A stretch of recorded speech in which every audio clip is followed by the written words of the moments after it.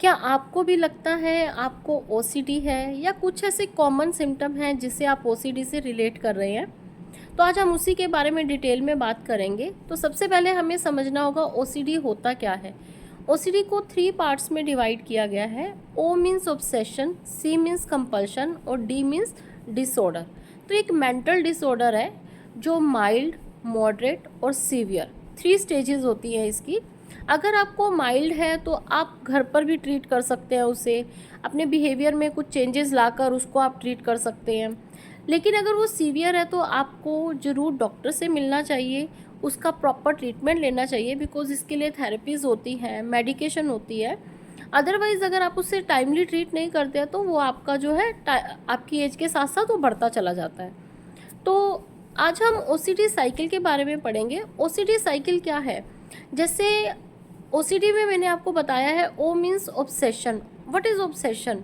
Obsession क्या होता है? किसी भी चीज़ का या किसी मान लो आपको कोई थॉट आ रही है और ऐसी थॉट जिसको देखने से या सुनने से आपको फियर की फीलिंग आए या एनजाइटी होने लग जाती है, वो थॉट्स का बार बार आपके माइंड में आना या किसी इमेज को देखकर आपको एनजाइटी हो जाना, वो आपका ऑब्सेशन है।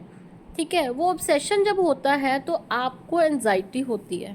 ठीक है, और वो थॉट्स को आप इग्नोर नहीं कर पाते हो, वो अनवांटेड थॉट्स होती है, इलॉजिकल होती हैं, बट आपके माइंड में वो बार बार आती हैं।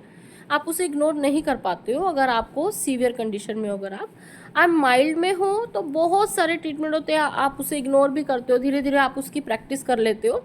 बट अगर वो आपको ओसीडी है और सीवियर है, आप उसे इग्नोर नहीं कर पाते हो। वैसे भी ओसीडी वाले पर्सन को वो थॉट्स बार बार आती हैं, वो अनवांटेड थॉट्स होती है, इलॉजिकल होती है, बट वो बार बार आती है। फिर आपको उससे एनजाइटी होने लग जाती है। वो एनजाइटी जो है आपको इतने टाइम के लिए होती है कि जब तक आप कंपल्शन मीन्स आपको वो एंजाइटी कुछ एक्शन करने के लिए फोर्स करती है, यानी आप उस एंजाइटी को ओवरकम करने के लिए, उसे ख़त्म करने के लिए कुछ ऐसे एक्शंस करते हो जिससे कि आपको थोड़े टाइम के लिए रिलैक्स मिल जाता है, आप स्ट्रेस फ्री हो जाते हो। और ये ओसीडी वाले पेशेंट को भी पता होता है कि ये परमानेंट सॉल्यूशन नहीं है। वो बार बार, जैसे आप देखोगे, मान लो किसी को इस चीज़ का फोबिया है या किसी को इस चीज़ का फियर है कि मेरे हाथ में जम्स आ गए हैं या कुछ भी ऐसा कुछ है, तो बार बार हाथ धोते हैं। आपने देखा होगा बहुत से पर्सन है, ये कॉमन सिम्टम भी हो सकता है, लेकिन अगर आप ये सब सिम्टम्स जो हैं आपकी लाइफ को डिस्टर्ब कर रहे हैं या आपके आसपास वाले लोग भी उन्हें नोटिस कर रहे हैं या वो भी उस चीज़ से इफ़ेक्ट हो रहे हैं और आपकी लाइफ जो है इफ़ेक्ट हो रही है इन सिम्टम्स की वजह से, तो मीन्स आपको डॉक्टर के पास जाना चाहिए, उसका प्रॉपर ट्रीटमेंट लेना चाहिए। तो ये ओसीडी में मैंने आपको बताया, जैसे ऑब्सेशन होता है, मान लो अनवांटेड थॉट्स आती हैं, वो एनजाइटी में कन्वर्ट होती है। वो एनजाइटी जो है आपको कुछ एक्शन करने के लिए फोर्स करती है। ठीक है, जैसे मान लो किसी को डर लगता है कि मेरे घर में आग ना लग जाए, तो वो जब भी घर से बाहर निकलेगा तो गैस को चेक करेगा। तो गैस को चेक करना एक बड़ी कॉमन सी बात है, हम लोग भी घर से बाहर निकलते तो चेक करते हैं, लेकिन ओसीडी वाला पेशेंट क्या करता है, उसको 3 to 4 टाइम चेक करेगा, पहले लॉक लगा के बाहर चला जाएगा, फिर अंदर आके फिर से चेक करेगा।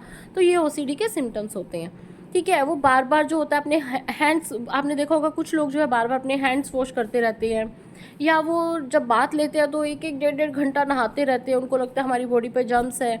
या फिर बहुत सारे और भी सिम्टम्स होते हैं, जैसे कि बार बार लोग को चेक करना, या अगर चीज़ें कुछ ऑर्गेनाइज नहीं पड़ी होती हैं तो उनको अजीब सी एनजाइटी होने लग जाती है जब तक वो उनको ऑर्गेनाइज नहीं कर देते हैं। तो ये सब वो एक्शंस करते हैं, यानी ऑब्सेशन, एनजाइटी और कंपल्शन। फिर उसके बाद उनको थोड़ी देर के लिए वो स्ट्रेस फ्री हो जाते हैं जब वो कंपल्शन कर लेते हैं। कंपल्शन मीन्स जब वो उसको एक्शन में कन्वर्ट कर लेते हैं या वो थोड़ा सा उसको करके अपनी एनजाइटी को ओवरकम कर। ओसीडी होने के पीछे रीज़न क्या है, क्या कॉजेज़ हैं? ओसीडी जेनेटिक रीज़न से भी हो सकता है, कुछ ब्रेन में कभी इंजरी हुई हो उसकी वजह से भी हो जाता है, या फिर और भी बहुत सारे रीज़न है। हमारी फैमिली में किसी को ओसीडी है, हम उनका बिहेवियर लर्न कर लेते हैं। According to biological theories, neurotransmitter imbalance होने की वजह से भी ओसीडी हो जाता है। आपने देखा होगा आजकल बच्चों में भी बहुत ज़्यादा ओसीडी के सिम्टम देखने को मिलते हैं। तो इसको हम ट्रीट कैसे करते हैं? इसको ट्रीट करने के लिए बहुत सारी थेरेपीज़ होती हैं, जिनको हम यूज़ करके हम अपना जो ओसीडी है उसके सिम्पटम्स को हम कम कर सकते हैं।